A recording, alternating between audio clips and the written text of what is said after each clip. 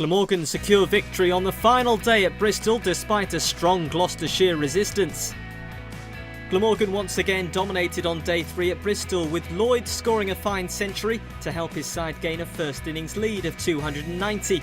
The visitors then reduced Gloucestershire to 133 for 5 at the close of play, and as Bracey and Higgins returned to the middle on the final day, their side trailed by 157 runs with 5 wickets remaining. Glamorgan were eager for the early breakthrough, but the Gloucestershire pair batted well. It didn't take long for Higgins to bring up his half-century, and Bracey reached 50 himself shortly after. Things were looking good for the hosts as Bracey and Higgins brought up their 100 partnership, but Hogan was the man to eventually make the important breakthrough. Higgins dismissed for 61. That brought Noema Barnett to the crease, who made a good effort to push the score along with Bracey, reducing the deficit below 100. The Glamorgan attack continued to work hard though, and Carey picked up his 3rd wicket, Noema Barnett gone for 12. The hosts were under pressure, but Bracey continued to bat defiantly, and his new partner Worrell was unfazed, picking up boundaries.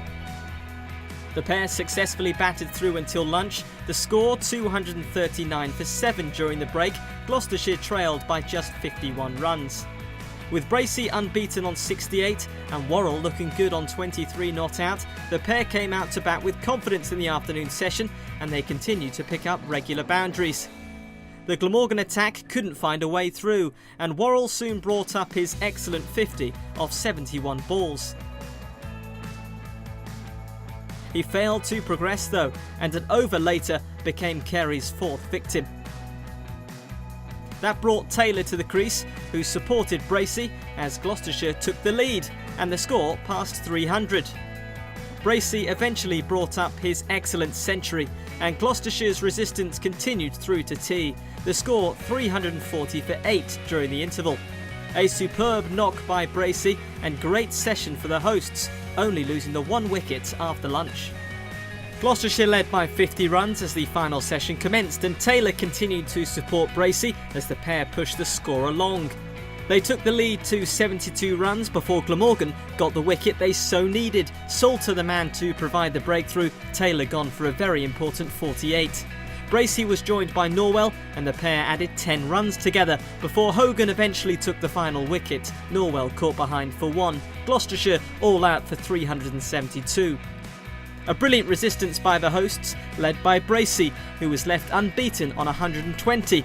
A wonderful innings by the young batsman, and credit also to Worrell and Taylor for their defiant knocks down the order.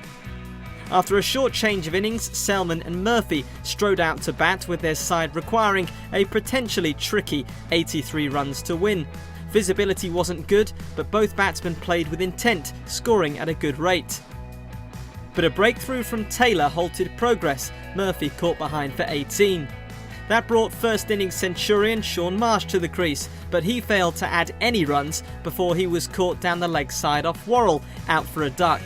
Glamorgan needed just 27 runs to win when Carlson came to the crease, but the new batsman only managed 2 runs before he was sent back to the pavilion, caught by Dent off Taylor.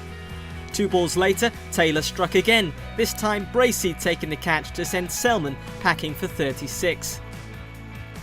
Pressure was building on Glamorgan with time running out, but new batsmen Lloyd and Donald took on Worrell in an explosive over to secure victory for the visitors by 6 wickets.